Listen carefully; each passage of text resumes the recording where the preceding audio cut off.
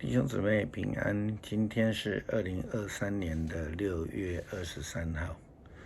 今天的经文是诗篇86篇第1节到第10节，创世纪35章第1节到第4节，使徒行传第5章17节到26节。今天要跟大家分享的主题是上帝同在。雅各为了逃避他哥哥可能的追杀，就听从他母亲的话，逃往他的舅舅拉班的家。在半路上，他曾经在伯特利过夜，上帝在他的梦中来显现。在新的圣诗151首的歌词呢，就是用这一段的经历所写的。歌词这样写道：主，我愿亲近你，更亲近你。纵然十架沉重，情愿背起，我心歌永不息。主，我愿亲近你。主，我愿亲近你，更亲近你。虽然浪迹天涯，日落西沉，黑暗笼罩着我，以石为枕，梦中依然渴慕。主，我愿亲近你。主，我愿亲近你，更亲近你。梦中忽然见天梯，上达天庭，得主眷顾怜悯，恩典丰盈，天使招呼欢迎。主，我愿亲近你。主，我愿亲近你，更亲近你。睡醒赞美感恩，神采奕奕，所经忧伤愁苦成伯特利，苦境变为圣地。主，我愿亲近你。我愿亲近你，更亲近你。歌词的内容是根据着创世纪28章第10节到22节的记载，就是雅各第一次经过伯特利的情景所写。虽然歌词写着说主，我要亲近你，但事实上是上帝呢，在雅各逃亡的路程当中向他显现，并且告诉他这就是天的门，上帝就在这里。这是以马内利的上帝应许的实践。因此，上帝又叫回程，预备要面对自己软弱、自己的恶的这个雅各呢，到伯特利去为上帝建一座祭坛。因为上帝要他先洁净，丢掉偶像，与上帝建立那种完全而圣洁的关系。这个除偶像的行动呢，表达了雅各以及他的家全心全意向着上帝，跟随着上帝的圣洁而行，预备要进入恩典。圣经这样说，上帝对雅各说，你到伯特利去，住在那里，你要在那里为我建一座祭坛。我就是你逃避哥哥以扫的时候向你显现的上帝。于是雅各对他的家族和所有跟他同行的人说，要把你们带来的外族神像扔掉，要洁净自己，换上干净的衣服，我们要离开这里，往伯特利去，在那里为上帝建一座祭坛。我遭遇困难的时候，上帝帮助了我。我到处流浪的时候，他与我同在。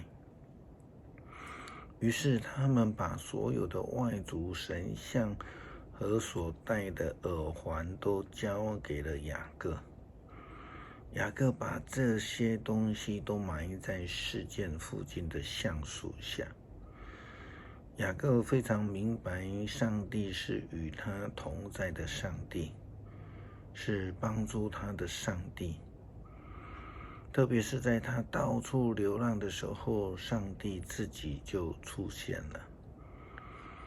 上帝随时随刻都与人同在，只不过许多人可能因为在生活上他没有非常注意生活中的变化，因而他不知道上帝确实临在。一般而言，当人陷入在困境里面走投无路的时候，特别的有需要，并且感受到特别深刻的那种有主同在的感觉。我们看到一生都是在欺骗、抢夺上帝赐福的雅各。原本呢，雅各的眼目他只有看见福分，直到他四处流浪的时候，他就深刻的体会到上帝的同在。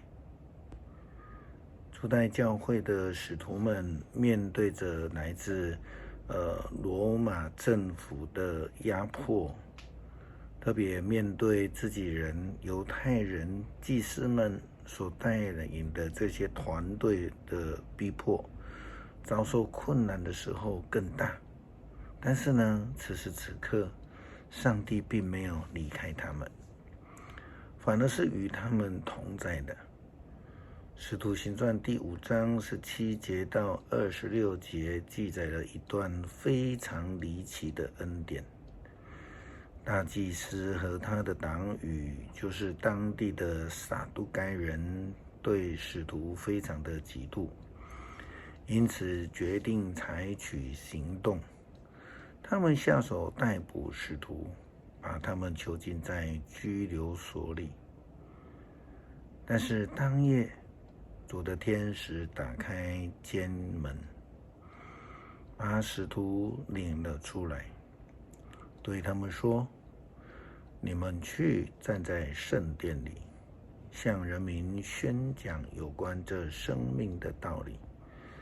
信徒听从这话，在天快亮的时候进入了圣殿，开始教导人。大祭司和他的党羽召集了议会里所有的犹太长老，举行全体会议，然后下令到监狱里把使徒提出来。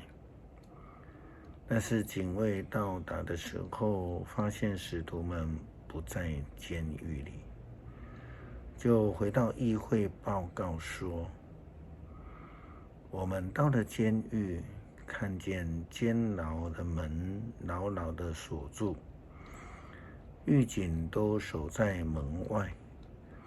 但是我们开了监门，发现里面连一个人也没有。圣殿的警卫官和祭司长听见这报告，非常的惊讶，不知道使徒们遇到什么事。这时候有一个人进来报告：你们拘禁的在监狱里的人正在圣殿里教导民众呢。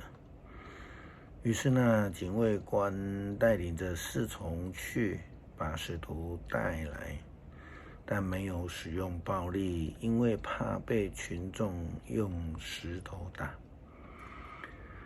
就如同保罗与西拉也曾经被圣灵从监狱里面释放出来，他们也相同的见证了在困境的当中有上帝的同在，更展现出了上帝的权柄。基督徒要随时的注意，随时的警醒，因为上帝随时都与我们同在，无论我们何往。诗篇86篇第1节到第10节，上主啊，求你垂听我，回答我，因为我软弱无助，救我脱离死亡，因为我对你忠心，拯救我，因为我是你的仆人，我信靠你。主啊，求你怜悯我，我整天向你哀求。主啊，求你使你的仆人欢喜，因为我一心求告你。主啊，你良善又乐于宽恕，你对求告你的人有丰富的慈爱。上主啊，求你垂听我的祷告，求你垂听我求助的呼声。在患难中我呼求你，因为你垂听我的祷告。主啊，没有别的神比得上你，没有别的神能够有你的作为。你所造的万国要向你跪拜，他们要歌颂你的伟大。你有大能，你成就奇事，唯有你是上帝。感谢上帝赐下应许与我们同在，无论我们往哪里去，无论我们遇到什么样的境况，都能够有主亲自的同在。感谢祷告，奉主耶稣基督圣名求，阿们。